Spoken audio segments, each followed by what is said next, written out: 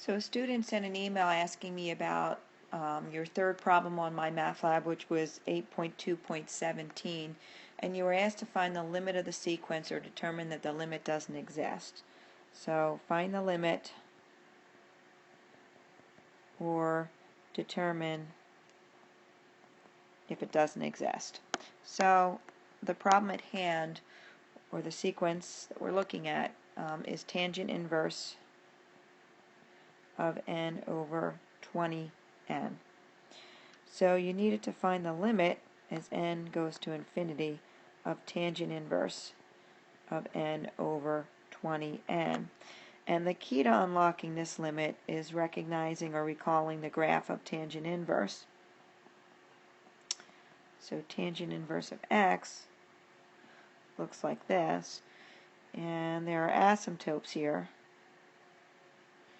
right, at negative pi over 2 and pi over 2. But we're actually going to be exploring just this piece of it because we're looking at n, right, positive n, so n is going to infinity. So let's examine the limit now. Knowing this graph, tangent inverse of n, as n gets larger and larger and larger, this is going to get closer and closer to that asymptote. So the numerator goes to pi over 2. The denominator, as you get bigger and bigger, continues to grow. So pi over 2, a constant over a really large number, the limit is going to be 0. So that is the answer to this problem. The limit is 0.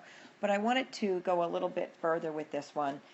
The answer choices were the sequence is monotonic but is unbounded, the sequence is monotonic and bounded, the limit is blah, and continues. So what I would like to say here is that your choices involved vocabulary describing the sequence as monotonic or not monotonic, and bounded or not bounded or unbounded.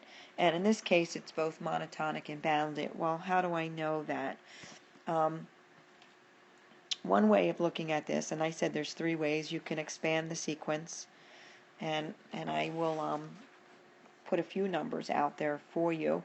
If you go to your calculator and put it in radian mode and get some values for this sequence, you'll see that the first term in the sequence is 0.0392, and I'm only going out 4 decimal points. The second one is 0.276, and the third one is 0.0208, and you're going to continue. So this is monotonic non-increasing.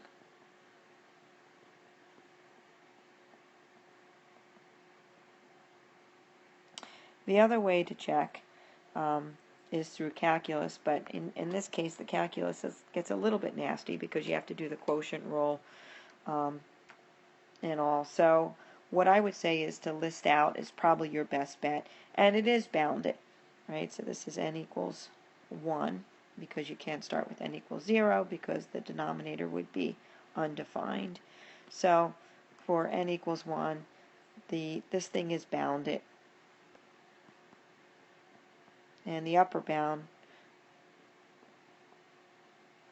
would be 0.0392, and your lower bound is 0.